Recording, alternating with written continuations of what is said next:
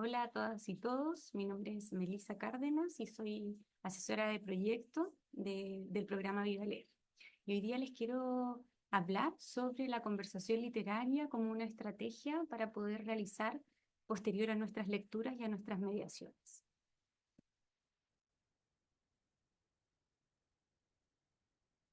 Aidan Chambers nos presenta un modelo para promover la lectura, para poder entrar un poco a este mundo de lo literario.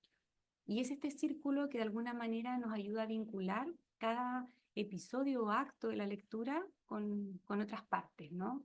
Y él centra siempre al promotor o promotora de lectura, en este caso mediador o mediadora, en el círculo, en el centro de este círculo.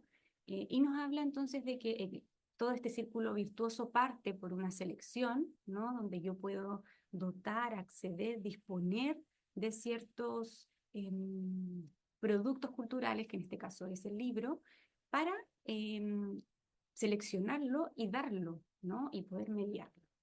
Luego ocurre esta lectura, este tiempo para poder leer, para oír al que lee o para leer de forma independiente.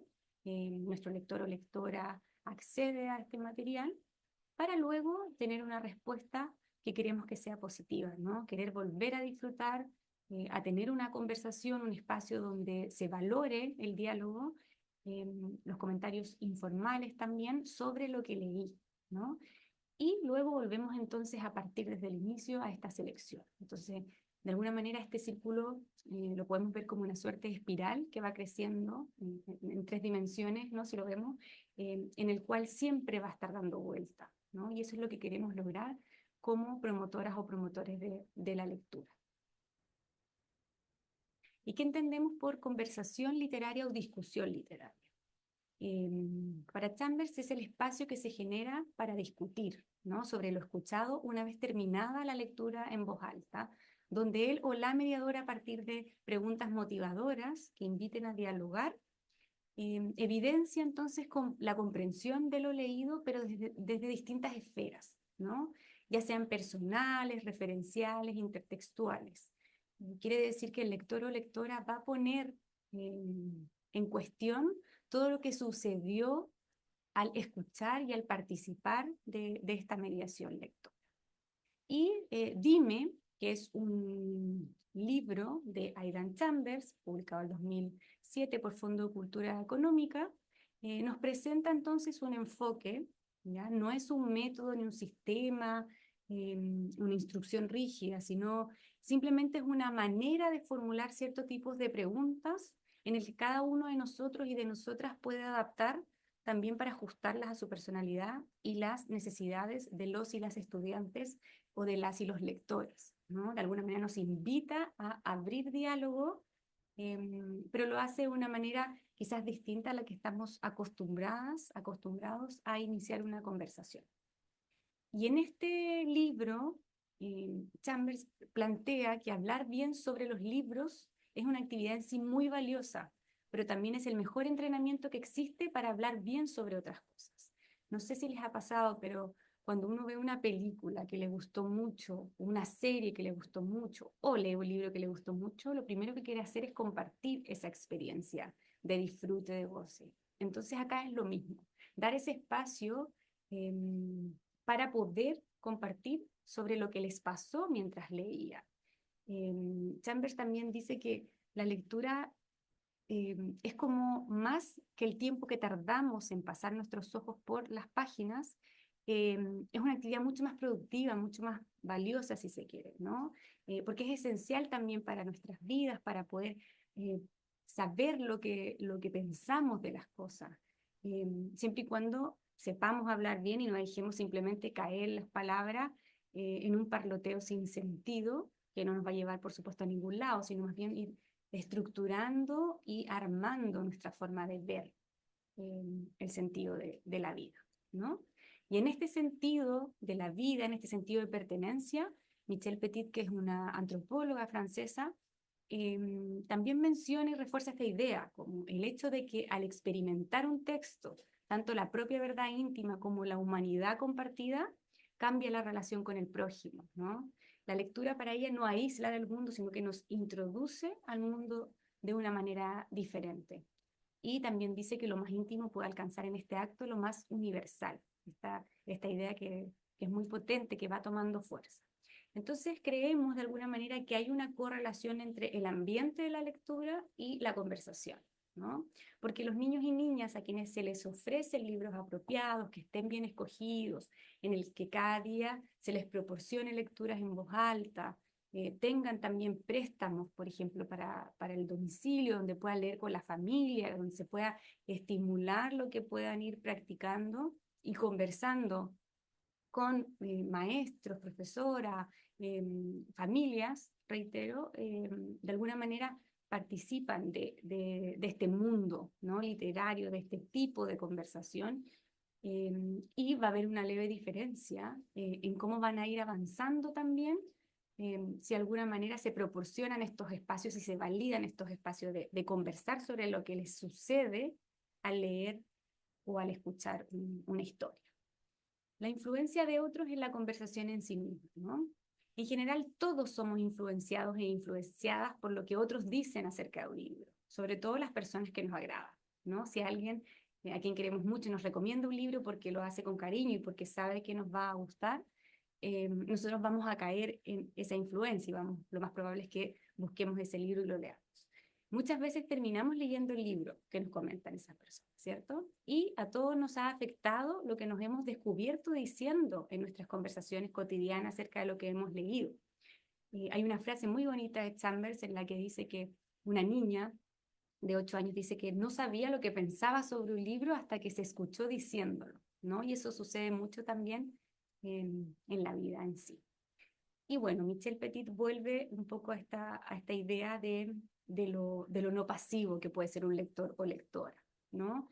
Y el desplazamiento también de los sentidos que se van dando cuando uno conversa y sabe lo que entendió o lo que te hizo sentir esa lectura, hace lo que dice ella, desvía, reutiliza, introduce variantes, deja que todo de lado, ¿no? Los usos correctos para pasar un poco a sorprenderse, ¿no? Encuentra algo que quizás no esperaba y que nunca sabe hasta dónde puede ser llevado también a partir de ese libro, ¿no? A partir de no ser pasivo, sino más bien ser parte de esa experiencia. Entonces, la pregunta es, ¿puede entonces imaginar que un niño o niña se convierta en lector o lectora si nadie le ha dicho nunca nada sobre todos los libros entre los que podría escoger y sobre todo esas marcas que se están tratando de leer en las páginas? Por supuesto que no, ¿verdad? Si nosotros leemos, somos lectoras y lectores y proporcionamos también esos espacios a nuestros niños y niñas, por supuesto que vamos a lograr también que les haga sentido, ¿ya?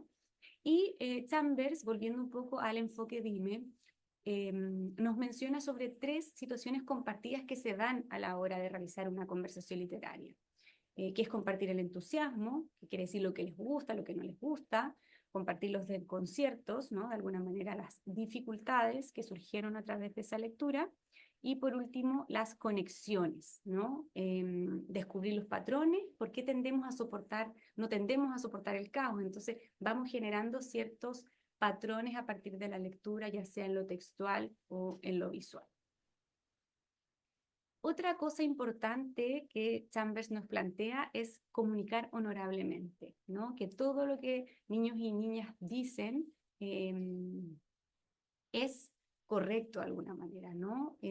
Porque están buscando en la experiencia previa que ellos y ellas tienen. Entonces, con frecuencia, los niños y niñas piensan y sienten su respuesta a partir de lo que creen la profesora o profesor está esperando que ellos respondan, ¿no? Entonces tienden a guardarse un poco lo que sienten.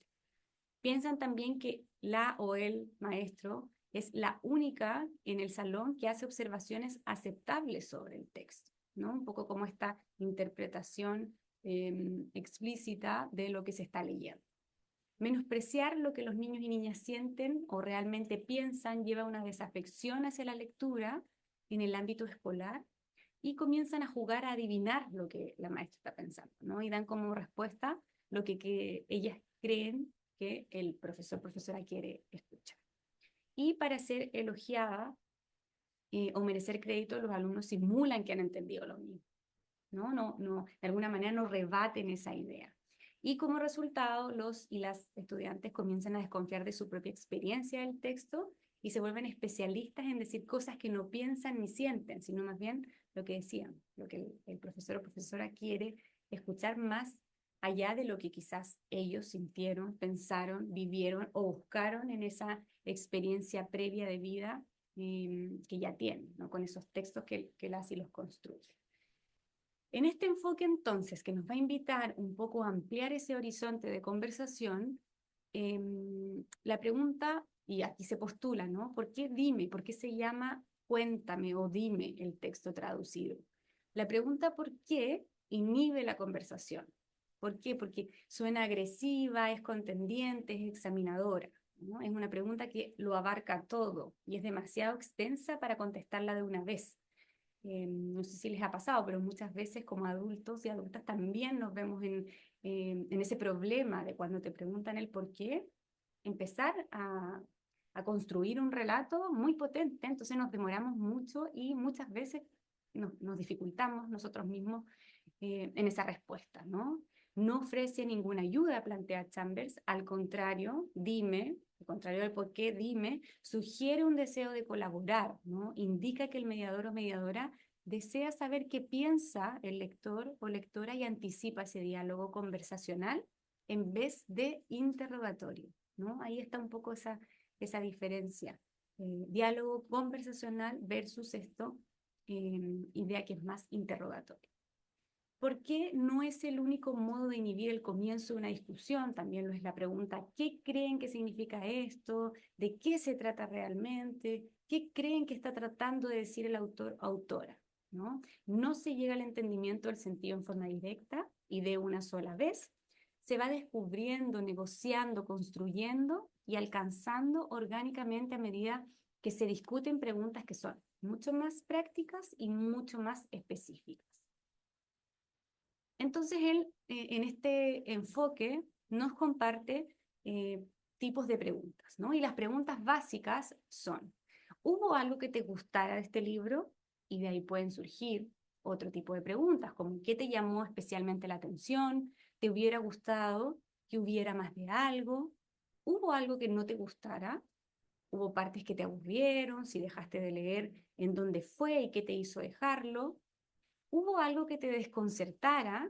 Y acá surgen preguntas como, ¿encontraste algo que nunca antes habías visto en un libro? ¿Hubo algo que te tomara por sorpresa? Otra pregunta grande es, ¿hubo algún patrón, alguna conexión que fuiste notando? Y estas preguntas, por lo tanto, pueden resultar a la hora de querer abrir una conversación y un diálogo mucho más experiencial. Preguntas generales que pueden funcionarnos con cualquier tipo de texto. ¿Qué tipo de libro pensaste que iba a ser? ¿Has leído otros libros como este? ¿En qué es igual? ¿En qué es diferente? ¿Encontraste palabras o frases que te gustaran? ¿Hay algo de lo que sucede en el libro que te haya pasado a ti? ¿Qué le dirías a tus amigos o amigas de este libro? Si el escritor te preguntara, ¿qué se puede mejorar de este libro? ¿Qué le dirías? Y por otro lado nos da también preguntas especiales, ¿no? Que pueden eh, funcionar acorde a la exploración de cada libro, ¿no? Hay libros que juegan con el tiempo, hay libros que juegan con los personajes, con la construcción de ese personaje, hay libros que juegan con la atmósfera, con las tonalidades, el libro álbum, sabemos que son formatos que tanto lo visual como lo textual nos presentan claves importantes para la historia. Entonces acá son preguntas que podemos utilizar acorde al libro que queramos trabajar y a la exploración que ese libro nos permite. Por ejemplo, ¿en cuánto tiempo transcurrió la historia? ¿En dónde sucedió la historia? ¿Qué personajes te parecieron más interesantes? ¿Quién contaba la historia y cómo lo sabemos? ¿Qué piensa o siente la persona que está contando la historia? ¿Te sentiste como uno de los personajes o como un observador externo? Entonces, ese tipo de preguntas nos pueden servir a entrar en una conversación, como les decía, que sea mucho más experiencial, más allá de querer saber si comprendieron o no la lectura, porque por las mismas respuestas emocionales podemos entender que sí se llegó a esa comprensión finalmente, pero que hubo mucho en esa interacción interna que tuvieron las niñas y niños, que de alguna manera nos dan a entender que removió mucho en ellos y en ellas, ¿no? Esta lectura, y que estamos validando también lo que dicen a partir de esto que se leyó, ¿no? Comunicar honorablemente. Entonces, les quiero dejar, además de estas preguntas, 5 o 4 funciones del mediador o mediadora en la discusión literaria que nos aporta Mireia Manresa y Felipe Munita en un texto muy clarificador también sobre la discusión literaria. La primera es ayudar en la búsqueda de indicios textuales que sean significativos, ¿no? Identificar las pistas relevantes que ofrece el autor o la autora. Sobre todo en el libro o álbum podemos conocer ciertos indicios en lo visual, ¿no? O en lo textual que nos pueden contribuir a una mejor interpretación de esa obra. La segunda función es ayudar en la construcción y fundamentación de sus argumentos, ¿no? No solo quedarnos en el sí o en el no, sino más bien favorecer la construcción de argumentos que estén basados en los textos o en las imágenes, pero que ayuden a comprender lo que el autor también quiso transmitir y lo que les pasó a estos lectores y lectoras. Justifiquen las afirmaciones, las intuiciones compartidas para que sean mucho más potentes esas construcciones personales. La tercera es relacionar la discusión con otros libros y saberes previos, ¿no? Es una buena estrategia no solo para comprender mejor la historia, sino también para enriquecer sus criterios de valoración con contraste a referencias que ellos y ellas tengan ya vividas o con productos culturales que han ido adquiriendo. Y la cuarta es ofrecer metalenguaje para hablar sobre libros, ¿no? El mediador aquí actúa como un experto que ofrece de manera implícita fenómenos literarios existentes en la obra, ¿no? Yo voy a hablar con recursos expresivos o con conocimientos literarios para hacerlo. Les voy a hablar de que existe una guarda, de que existe una ilustración, de que existen distintos tipos de tipografía, etc. Y por último, sistematizar y sintetizar lo dicho para finalizar una conversación, ¿no?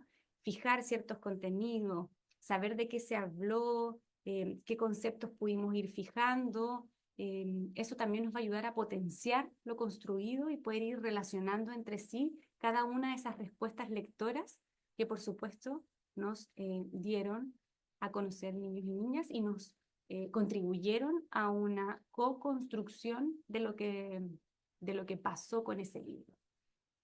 Así que eso, espero que les resulte útil todas estas ideas, todo este enfoque de Imelda y Dan Chambers y que puedan ponerlo en práctica para poder ir contribuyendo y valorando la conversación literaria luego de una mediación lectora.